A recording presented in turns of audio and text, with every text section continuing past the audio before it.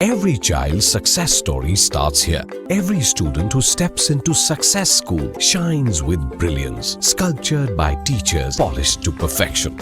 अस्सलाम वालेकुम नाज़रीन, आइए नजर डालते हैं देश और दुनिया के खबरनामे पर।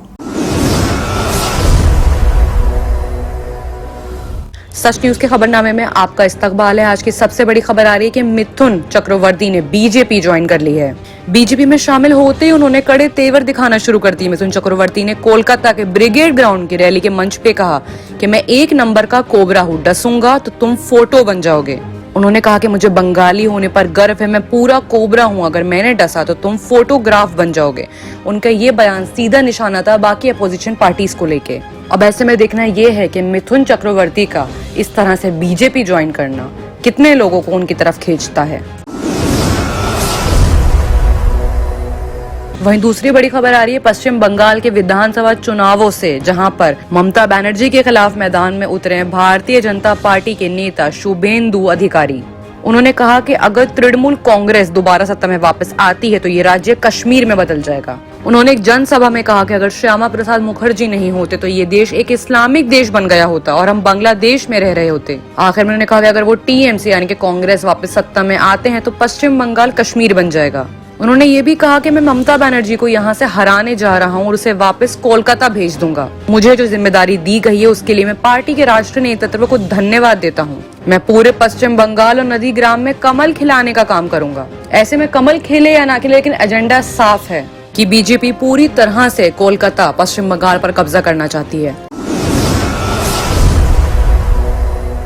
वहीं तीसरी बड़ी खबर आ रही है पश्चिम बंगाल से ही कि ममता बनर्जी ने भी सीधा निशाना साधा है बीजेपी पर। बता दें कि आज वो सिलीगुड़ी की पदयात्रा पर अपना प्रदर्शन कर रही थी। अपनी पदयात्रा के जरिए ममता बनर्जी ने केंद्र की मोदी सरकार के खिलाफ एक मोर्चा खोला है। उन्होंने बताया कि घरेलू गैस की कीमतों में लगातार बढ़ोतरी पर वो मुद्दा उठाएंगी। उन्होंने साथ में ट्वीट करके भी लिखा था कि लगातार गैस की कीमतों में बढ़ोतरी कर बीजेपी देश की जनता को लूट रही है। महिलाओं के लिए हालात सबसे ज्यादा मुश्किल हैं। वहीं अगली बड़ी खबर आ रही है बेगूसराय से, जहां पे केंद्रीय मंत्री गिरिराज सिंह ने शनिवार को अपने लोकसभा क्षेत्र में एक ऐसा बयान दिया जिसके सुनने के बाद सब चौंक गए। उन्होंने कहा कि अगर कोई अधिकारी उनकी बात नहीं सुनता है तो उसे बेंत से मारिए। बता दें कि गिरिराज सिंह हमेशा अपने बेबाक बयानों की वजह से चर्चा में रहते हैं। ये भाजपा पार्टी के नेता हैं। यहाँ खोदवापुर कृषि संस्थान में एक प्रोग्राम के थ्रू इन्होंने अपनी ये बात कही। पशुपालन और डेयरी विभाग के मंत्री ने कहा कि उन्हें अक्सर शिकायत मिलती है कि अधिकारी जनता की शिकायतों पर कान नहीं धरते। तो उस पर सिंह ने कहा कि मैं उनसे कहना चाहता हूं कि इतनी छोटी बात के लिए मेरे पास क्यों आते हैं। सांसद, विधायक, गांव के मुखिया, डीएम, एसडीएम, बीडीओ, इन सभी की जिम्मेदारी है कि वो सेवा करें। अगर वो आपकी बात नहीं सुनते हैं तो हाथ से बेंत उठाएं और उनके सर पर दे मारिए। वहीं अगली बड़ी खबर आ रही है चंडीगढ़ से। जी हाँ, हैरान कर देने वाली इस खबर में दिल्ली बॉर्डर पर किसान ने फांसी लगा ली है। कृषि कानून के विरोधी आंदोलन का हिस्सा थे वो। हरियाणा के ये रहने वाले 55 साल के किसान ने रविवार को टिकरी और बहादुरगढ़ बॉर्डर पर ही आत्महत्या कर ली। पुलिस की इंक्वायरी के बाद मालूम चला है कि हिसार जिले में राजबीर नाम के ये शख्स रहते थे जिन्होंने फांसी लगाकर खुदकुशी कर ली। आपको बता दें कि पंजाब, हरियाणा और उत्तर प्रदेश में सैकड़ों किसान दिल्ली के बॉर्डर पर आए हुए पिछले 100 दिनों से कृषि कानून के खिलाफ प्रोटेस्ट कर रहे हैं। इस पर किसान नेता राकेश टिकैत ने शनिवार को कहा कि जब तक 3 कृषि कानून को रद्द नहीं कर देते वो आंदोलन जारी रखेंगे। वहीं अगली बड़ी खबर आ रही है गृह मंत्री अमित शाह की तरफ से कि अमित शाह ने सड़क किनारे पे एक होटल पे खाना खाया और सबको चौंका दिया। तमिलनाडु के मंदुरकतम के सड़क किनारे एक होटल में खाना खाने के लिए अमित शाह पहुंच गए। इस होटल का नाम था ओनली कॉफी। यहाँ पर उन्होंने खाकर खाना बाकी सब लोगों को, इर्द गिर्द लोगों को और मीडिया को चौंका दिया। जहां एक तरफ लोग चौंक रहे हैं और कह रहे हैं कि अमित शाह काफी डाउन टू अर्थ हैं और लोगों के बीच रहने की पूरी कोशिश कर रहे हैं, वहीं दूसरी तरफ काफी लोग ये भी कह रहे हैं कि एक स्ट्रैटेजी है जिसके वजह से चुनाव जीत सकते हैं अमित शाह। आइए बात करते हैं इंटरनेशनल खबरों की, जहां पे सबसे बड़ी खबर आ रही है पाकिस्तान से। पाकिस्तान के मुल्तान में एक हिंदू परिवार के 5 लोगों को गला रेत कर मार दिया गया। इस हादसे के बाद इलाके में रहने वाले हिंदू समुदाय में दहशत फैल गई।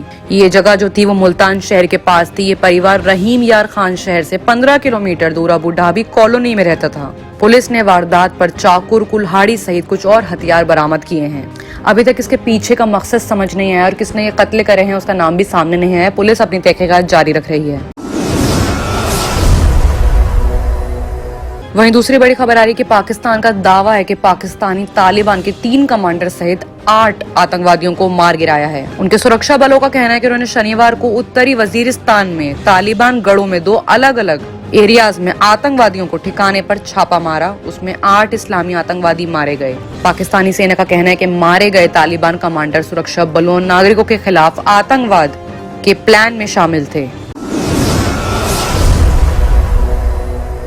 अगली बड़ी खबर आ रही है पेरिस से दिल्ली की। जी हाँ, पेरिस से दिल्ली आ रहे एक प्लेन में 2 पैसेंजर्स की मारपीट शुरू हो गई और इमरजेंसी लैंडिंग करवानी पड़ गई। यहाँ बुल्गारिया में फ्लाइट की इमरजेंसी लैंडिंग कराने के लिए मजबूर हो गया पायलट। तकरीबन 5 बजे पैसेंजर्स आपस में भिड़ गए, जिसके बाद इमरजेंसी लैंडिंग के अलावा कोई चारा नहीं था पायलट के पास। इतना ही नहीं, फ्लाइट अटेंडेंट के साथ भी मारपीट हो गई और धक्का मुक्की होने लगी। फिलहाल उस पैसेंजर का नाम क्लियर नहीं है, लेकिन ये हो रहा है बात कि जब इमरजेंसी लैंडिंग हो गई तो उस पैसेंजर को उतार दिया गया और उसके खिलाफ चार्जेस भी लगाए गए हैं। इस मामले में 10 साल तक की जेल की सजा भी हो सकती है।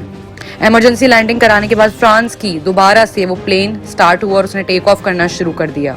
बाकी की तमाम खबरों के लिए देखते रहिए सच न्यूज।